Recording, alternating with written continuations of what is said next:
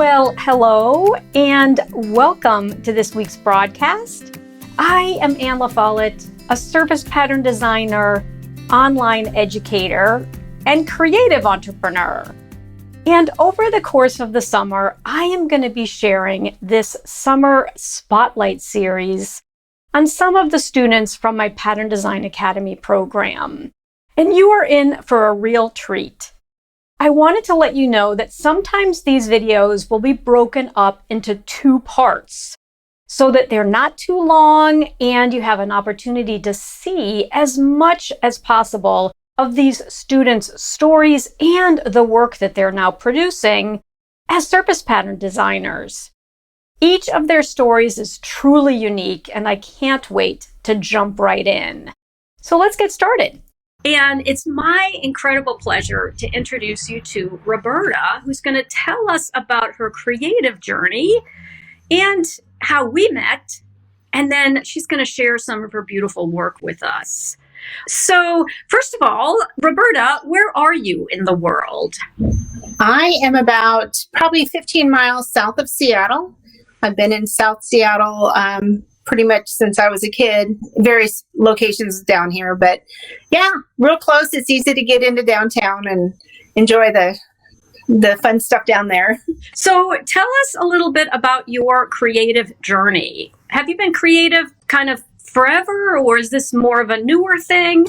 Tell us a little bit about it. Yeah, I started drawing as a kid, and I think even early on, it started with a lot of comparisons. Oh, people are better than me. I'm not that good. And, it just continued like that. And even in college, I did some drawing. Actually, recently, I've gone through some old keepsake boxes and realized how much I drew. Just doodles, just little cute characters and stuff. And so in college, did stuff for friends, did, some stationery and stuff. And one summer, I spent a summer in Ecuador on a short-term mission. And it was actually for TV and broadcast, and that was what I was studying. But I signed up to work in the print shop with the graphic designer, and that led to some great projects that I would have never, ever done. And so continued drawing and got married, started having our kids right away, and found that I wanted organization. And so I would take the tubs of their toys and stuff, and I would draw on them with Sharpie pens. And, this is Legos, this is dolls, and draw pictures on them. And I don't know if someone triggered the idea or if I thought of it myself, but then I started making keepsake boxes for friends for baby showers. I put their name and cute characters and just on a cheap, Walmart storage box and give them as gifts. And so I did that a lot. And then that kind of encouraged me to, maybe try some watercolor. And so I've got a couple things I'll just pop in here and show you guys.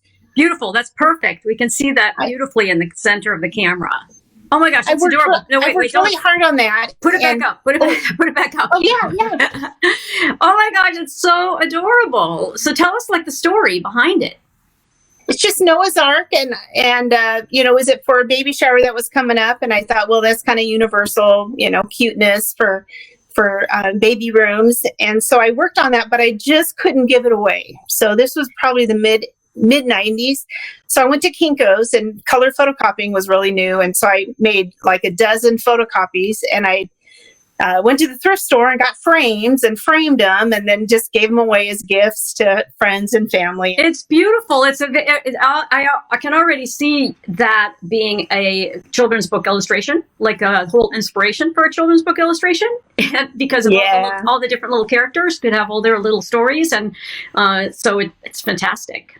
It's fantastic. Well, and people have said that over the years of the cute characters I come up with for the boxes is, oh, you should do a children's book. And I always, I had every excuse under in the books. Not good enough. I can't repeat the patterns one after another and stuff like that.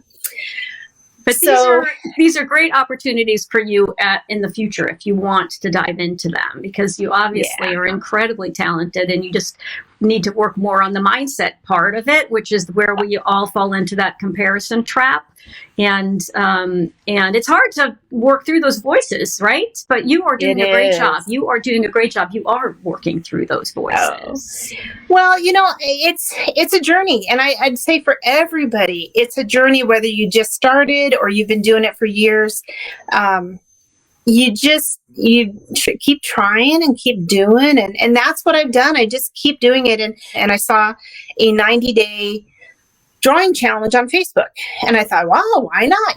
So I need to, challenge myself. So I did that.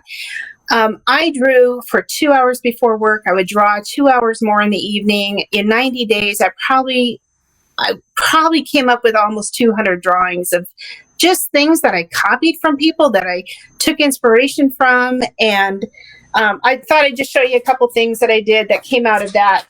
Here's just a little. Oh, super cute. Super cute. Coloring book. Yeah.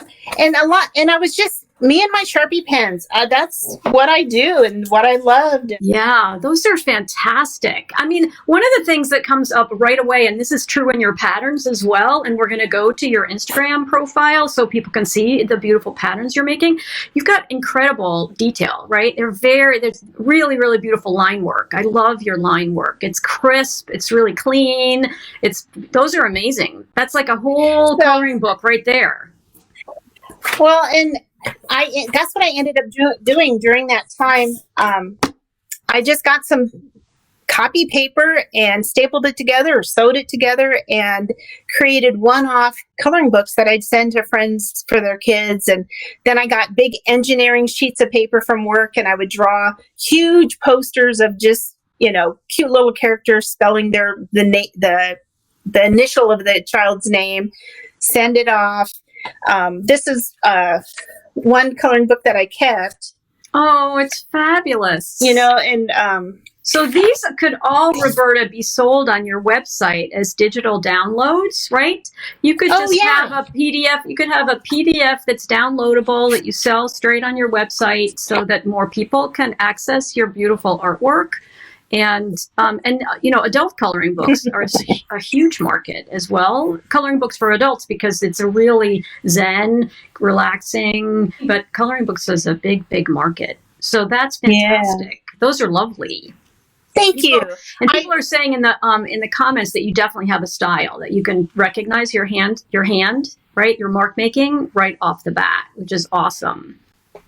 Well, and I think that's what I finally came to realize and understand and accept during that challenge that I continue to draw after that, is what I do is okay. What I do is my style, and it's not like anybody else's. And so I just didn't know what to do with my pen and paper and my line drawings, and I just didn't know. So fast forward to 2019, in December, I assisted my parents while my mom was in hospice, and I was there right till she passed. And she has always been my inspiration, and she was incredibly talented in anything she tackled. Sewing, she always sewed, and she taught me to sew and love fabric and crochet. And I know. And even in the last 2 years of her life, she found acrylic pouring art. Cool. And she wanted to do something with that. And she tried anyway, she was just my inspiration. So in that grieving time of January and February, I saw one of your ads on Facebook, and I was like, well, what is this? I had no idea what surface pattern design was. And so I binge watched everything I could find on your channel and anything I could find, interviews that you had done or other designers, what is this? And talked to my husband, and he says, it's time to invest in you. It's okay to buy a laptop. It's okay to buy, Illustrator. And so I signed up, and it's been an incredible journey since then to realize I can take my drawing and put it in a way that can easily get out there into the world. Tell us a little bit about your love of color and how you get inspired by color. Well, and what's interesting is that I don't understand color that much. I haven't dealt with color. I would color my storage boxes with Sharpie pens and stuff, but I didn't really understand it much. But one time in December, my husband and I took a quick getaway, and the gal was an artist, and her home was filled with, these soft color watercolor paintings, and all this color just captured me. It's like, this is incredible. And then I go home and look at how boring my home is. Like, okay, we need to bring some color into this house. And so we just made up this bedroom into my studio, and I was challenged. In the last 2 weeks, I've listened to Austin Kleon's Still Like an Artist, Keep Going, Show Your Work. I've almost listened to it 3 times, just being inspired on what to do and surround myself. So I immediately put some of my patterns on the wall, and I have Tommy DePaulo is one of my ultimate artists, favorite artists. So I grabbed some of his photos and framed, images, and framed those because they're just always an inspiration. And so tell us about him. What's his name again? Tommy DePaulo, Depaola. He's a children's book illustrator.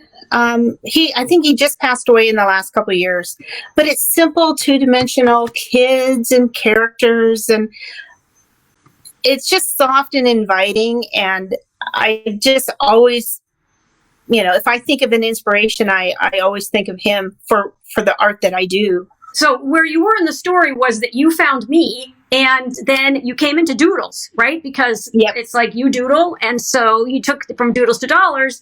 And then, as you were just describing, you actually made the investment into the Academy program. Yes. And at the time, what was your kind of biggest goal? One was to learn the software, because my initial thought was, well, I'm making all these coloring pages. I could create them into coloring pages that I could sell digitally and download and email people better than just a photocopy of it and send it that way. Yeah. So that was initially my thought. And then from the very get-go, and you're saying draw flowers, I'm like, draw flowers? That's not really me, but okay.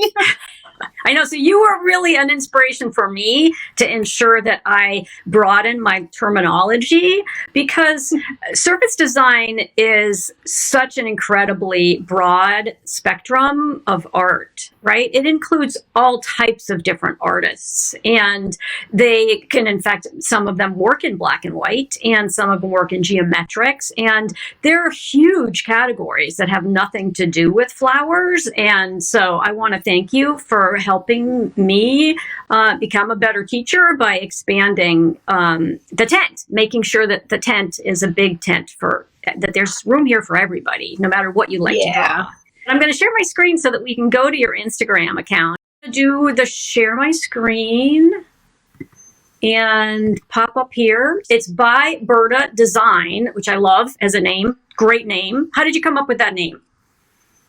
Well, I haven't always really liked my full name, Roberta, and I was Bert growing up, so that didn't really fit. And, it's just like everybody, it's just a process of elimination where you try a bunch of different things, and it kind of flowed.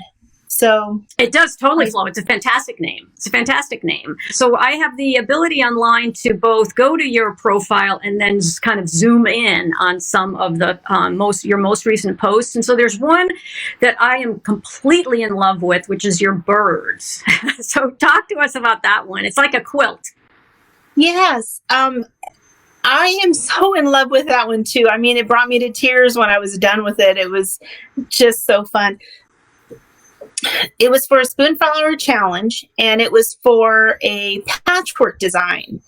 And I'm not into quilting, but I like, geometrics. And so I just pulled up Illustrator and tried a new thing. I showed the grid, I snapped a grid, and I just started creating boxes and circles and dragging them out. Right now, in the last couple of months, my husband and I put a bunch of bird feeders out, and we are in love with these birds that we're seeing. And so I just went from that inspiration of birds, home, and then some of the boxes are farm. I grew up in Iowa, and my family are farmers, and I love that. I would love to have a small farm someday. And so I just incorporated those things and tried to mix it up with some flowers and butterflies. And then it was all flat, one color. And I realized, let's try something new that I've never used, was the gradient on Illustrator. It's like brilliant. I mean, Roberta, this is like amazing. It just brought so much texture. Yeah.